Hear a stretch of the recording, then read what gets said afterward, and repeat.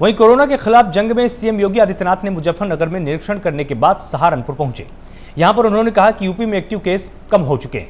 5 मई से गांवों की भी स्कैनिंग हो रही है और मेडिकल सुविधाएं, होम आइसोलेशन से लगातार इलाज किया जा रहा है। यूपी के मॉडल को WHO ने सराहा है। अन्य राज्य भी यूपी का अनुसरण कर रहे हैं।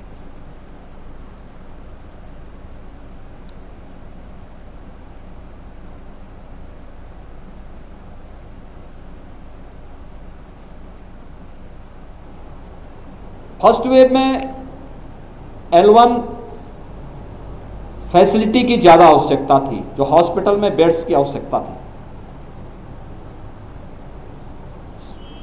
उस समय हमारे पास 1,16,000 L1 फैसिलिटी के बेड्स थे और L2 L3 फैसिलिटी के कुल 23,000 बेड्स थे।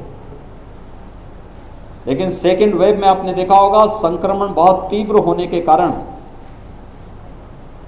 अचानक ऑक्सीजन की मांग हुई,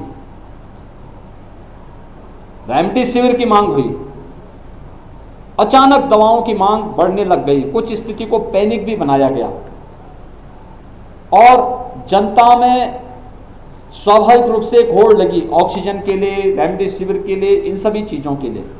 हमें हमेशा इस बात को ध्यान में देना होगा कि आपदा के समय धैर्य हमारा सबसे बड़ा मित्र होता है। लेकिन कुछ लोगों ने जानबूझ करके, जब जनता के संबल को बनाना चाहिए था, मनोबल को बढ़ाना चाहिए था, जब अपने हेल्थ वर्कर्स के मनोबल को बढ़ाने की आवश्यकता थी, उस समय उनके मनोबल को गिराने, भय का वातावरण पैदा करने का कुछ लोगों ने शरारतपूर्ण चेष्टा भी की और उसका परिणाम है एक स्थिति पैनिक हुई और उसके कारण हर व्यक्ति ऑक्सीजन के लिए दौड़ पड़ा, हर एक व्यक्ति रेमडेसिविर के लिए दौड़ पड़ा और एक प्रकार की एक समय तो सिचुएशन ऐसी थी कि जैसे अव्यवस्था की सी स्थिति पैदा होगी। लेकिन ईश्वर की कृपा से, सभी लोगों के सहयोग से स्थिति नियंत्रण में की गई और आज पूरी तरह स्थिति नियंत्रण में है। केस आए थे वो थे 38,055 और अगर आज के दिन हम देखें तो आज 9,000 केस आए हैं कोविड पॉजिटिव के, यानी इतनी गिरावट आई है। प्रदेश के अंदर जब पॉजिटिविटी अधिक थी, रिकवरी कम थी, तो एक्टिव केस बढ़े। 30 अप्रैल को 3,10,000 एक्टिव केस प्रदेश में थे और आज 1,49,000 मात्र है, यानी 1,61,000 एक्टिव केस कम हुए हैं पिछले 16 दिनों के अंदर उत्तर प्रदेश के अंदर। इसके पीछे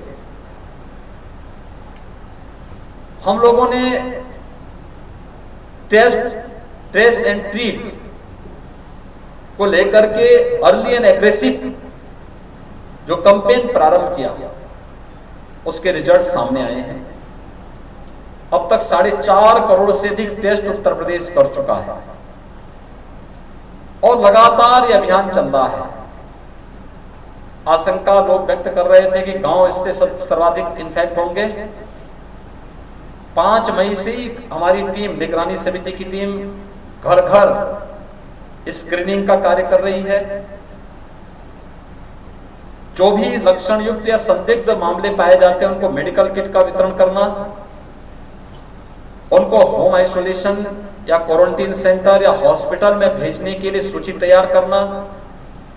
अगले 24 घंटे के अंदर RRT की टीम जाकर के वहां पर ऐसे सभी लोगों की जांच करती है और फिर इसके बारे में होम आइसोलेशन में रहने वाले प्रत्येक व्यक्ति को